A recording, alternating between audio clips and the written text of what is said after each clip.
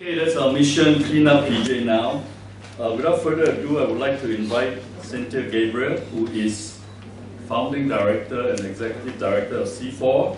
Also until 2004, from 2008 to 2014, she was a member of the PJ City Council, a councillor, and of course she's no stranger in terms of being a founder and executive director of SWARA, the human rights organization. Thing to recognize and to celebrate is that the room is full.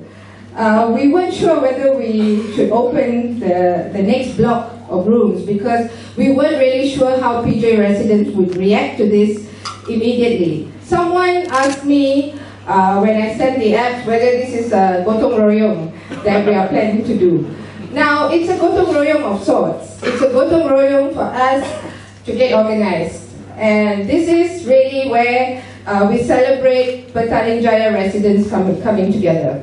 The second thing to say is that this app or this device, this tool that we are going to introduce to you today will only work with your support. It will only work if each and every one of you decide to experiment and to use the system. It is a community-based app. And it is an app that will actually build public momentum to get the city council and council staff to finally listen to us.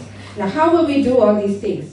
First of all PJ residents, I see some very vocal friends here who, in my years as MPPJ councillor, has really kept us on our toes because you have kept the agenda for a sustainable green PJ alive. Many of you are here today. You will have your chance to ask questions and to lambast MPPJ later. But I'm also very happy to see that there's a lot of political support.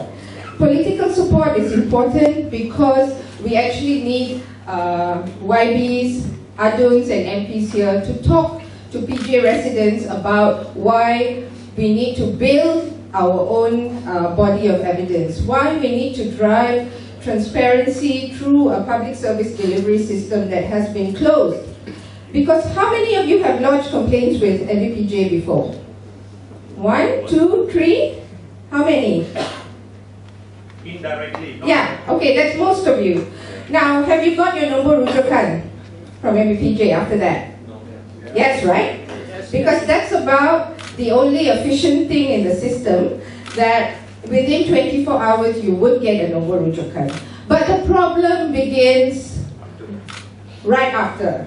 The problem begins, all of you know, and all of you are laughing, so, and with snide grins and all that, so all of you know, after your nombor rujukan, the problem is we have no clue what happens to our complaint.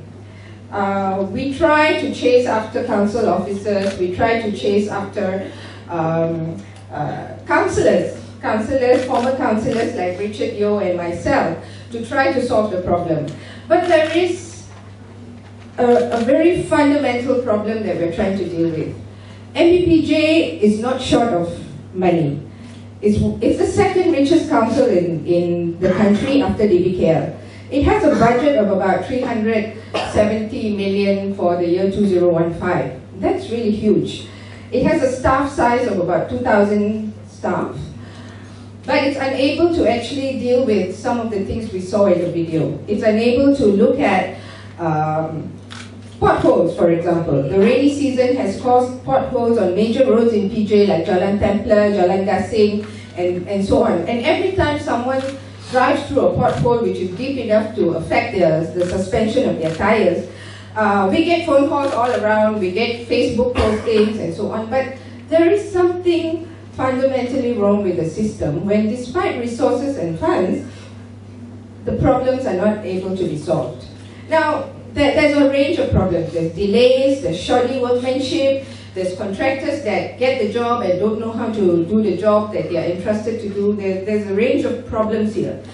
But the point of today's gathering is not to rile you up even further and not to lambast a speaker here on the panel who's from MPPJ. He's actually one of the diligent, most efficient guys that we can dream of having in the council.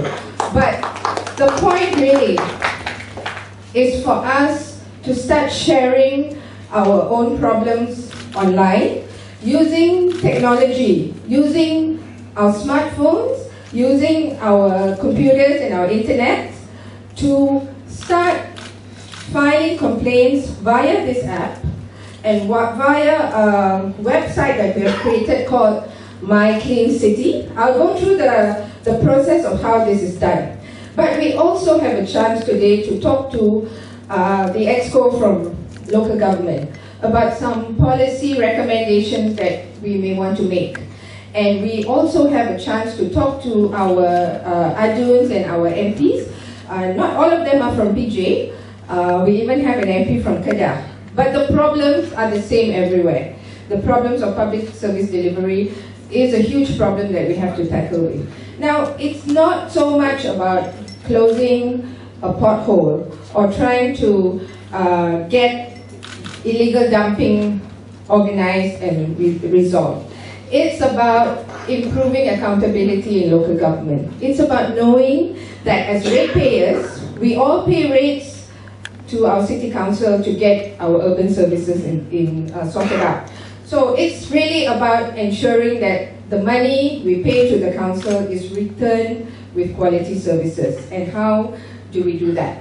Now we, in C4, many are getting to know us for the first time because we're also trying hard to move and do work as a civil society group with different stakeholders, with the public, with political parties, with MPs, and with the media and so on, to actually try to drive transparency through a different system. So we're basically offering you, this is a real-time report. It's nothing that we fabricated. This is a report that has come from MPPJ from the month of August right up to February, January 8th, 2015. Through the list, you will find that there are many complaints here that councillors had actually asked for a status report on why there are so many broken longkang, why there are so much problems of banjir kilat and so on. If you go through the list, you will see on the last column, can you read from where you are? It's very small? Okay. Maybe they deliberately put small font so you can't see. But it says belum ambil tindakan. Belum ambil tindakan from the month of August right up to January 2015. Belum ambil tindakan have many reasons for it. Now this is just an example of why we're trying to open up the system so that we become monitors and we become systematic policy recommenders to MPPJ, so that we know. Now this info is only shared with Ali Majlis. I might be breaking an Official Secrets Act thing here, I don't know, but it's for your interest that we're showing you this. Now, belum ambil tindakan for 571 complaints of broken drains in the last 6 months. Okay? Now, based on that kind of data, I think we have no choice but to organize ourselves. So this is what we have. Now I have to start by telling you that I know the first thing you're trying to do is to look at your mobile phone and download it from your app store, download it from your Android store and so on. But this is a beta launch. This is a closed beta launch because we are actually doing the testing in stages. And next week, 16 January, when we turn 1 year old, we will open the system live. And we do need to do the testing because there are still bugs, there are still processes in which we are trying to improve. Okay, now this is the MyCleanCity application overview. You can go to the website www.mycleancity.my. So you have the first 2 tabs that you can see here. It's residents' complaints, where you can submit a complaint. That's the left tab. On the right tab, you can actually click there to view all the complaints that you may have put up. So in essence, this is a virtual notice board. This is a virtual notice board that will register all your complaints. Okay? The second and the third and the fourth tabs, the second bar, is something rather innovative. I'm not sure whether Penang has done it. It's called Catch the Culprit. Now, Catch the Culprit is something that the former Petaling Jaya mayor had been working with us to try to develop in a more active way, because we have perennial problems of illegal dumping almost in every nice little corner, cul-de-sac area, etc., etc. So she had asked us that, okay, since you're doing a complaint system, think about how we can catch the culprit, because she wants us as PJ residents to catch those people who are throwing sampah haram. So suddenly you wake up in the morning and your nice corner house, there's someone that's thrown a sofa set, or someone that's thrown construction material. Now, this is very common. And who's throwing it? Who are the culprits? Who's responsible? Now, we all become journalists, we all become citizen journalists, we all become whistleblowers of sorts, because all you need to do for the mobile app is to all you need to do after okay, step 1, you download the MyCleanCity mobile app into your phones. Okay, this is our intern. She models for us quite nicely. You see her outside actually. This is the second step. After you download, you see something, you just capture the photograph and you complain using your smartphone. You fill in, there's a simple form where you fill in the category, description and location. But your GPS needs to be turned on, because the exact location is very important. Now, the most common things that Richard and I probably face as unlimitedlies is when we send the council staff to the ground, they will say, ini jalan yang mana puan? Tak nampak lah, tak ada pun, tak ada complaint, and they will go back. So if you don't tag location and say house number 42, jalan 5/69, as specific as that, they will just come there or say tak nampak and they'll go back. So the location is very important. If you don't tag your location, your complaint is as good as nothing. Okay? Then this is the exciting part. We can actually monitor the status of our complaint. Now, how do we do that without a complete buy-in from the council? Now, we're still talking to the council about the tie-in, but the issues with the tie-in with the council would mean that this part they may want to take away. This is the part that empowers us. This is the part that allows transparency into the system. This is the part that organizes us. So, monitor the status of your complaint means you can see each other's complaints.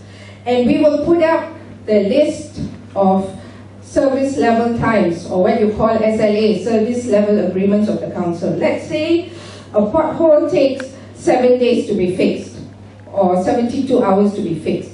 Now, we will put it up there, so you know that if you file your complaint on 5th of January 2015, but on the 31st of January, if your complaint is still not resolved, then you know it's been 3 weeks and the service level agreements have not been met. And so C4 can do simple things for you, is that we will produce an analytical report that you can take to meet the customer session once a month, every Friday in MBPJ. Now nobody really bothers to go, because that's just like a show. Like, council staff come and explain to you what are the problems and why your problem has not been solved. So people don't use this opportunity. But we're saying that if we can take 300 unresolved complaints and ask them why it's not resolved, what do you think we're doing? We're basically organizing ourselves. We're organizing ourselves to make an impact with the council officers. But I just want to very clearly state, especially for the media, that the objective of this app is to build responsiveness of the council staff, because we hope very much that we will be able to work with the council to solve these problems. It's only when they refuse to listen to us or they refuse to work with us then we can think of next step actions and what to do. But the whole idea here is to build responsiveness. In any open, mature democracy, responsiveness of the council staff would be the success to this act. So, which means you can lodge 300 complaints or 50 complaints a day. It's really important that we work with the existing councillors, we work with the Selangor Exco for Local Government Affairs to insist that they have to respond to the complaints. Now, the technological tie-in with the council e-aduan system and all is being worked out. But we also need to demand that as much as we work that out with the council, the transparency factor must remain. So that's why if MPPJ has its own mobile app, it will be no different. It will be just another source of info. What's special about our mobile app? We get to talk to each other through our complaints. We get to organize and analyze why it's not moving in certain areas. And there could be other problems too. Sometimes they respond faster to areas that have ratepayers pay more money as opposed to those that are not. So there are poor areas in PJ, there are rich areas in PJ, and you find that there are many issues. There's selectivity, favoritism, all kinds of things. But we will not allow that to go on for too long. So I'm hoping that despite 2014 being a year of many difficulties and disasters for Malaysia, we will keep our focus in 2015 on building accountability. At local government, we will keep our focus on building accountability at all levels of government. And for that, we need to work with the MPs, the ADUNs, and we need to work with PJ residents. So the idea here, we become the bosses for the very administration that we put in power. Thank you very much.